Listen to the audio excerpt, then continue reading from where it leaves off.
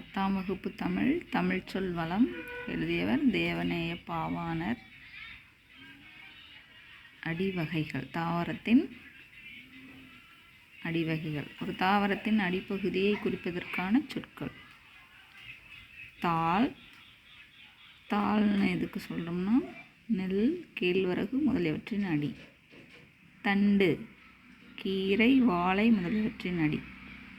கோல், நெட்டி, மிளகாய் செடிகளின் அடி. தூறு,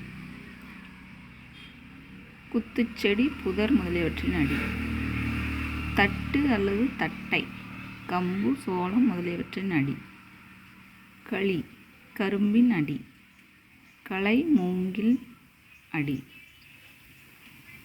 அடி, புளி, வேம்பு முதலியவற்றின் அடி. தாவரத்தின் கிளைப்பிரிவுகள். தாவரங்களின் அடியிலிருந்து செல்லும் பிரிவுகளுக்கு வழங்கும் சொற்கள். கவை, அடிமரத்திலிருந்து பிரியும் மாபெரும் கிளை. கொம்பு அல்லது கொப்பு, கவையின் பிரிவு. கிளை, கொம்பின் பிரிவு. சினை, கிளையின் பிரிவு. போத்து, சினையின் பிரிவு. குச்சு, போத்தின் பிரிவு. இணுக்கு, குச்சியின் பிரிவு. நன்றி.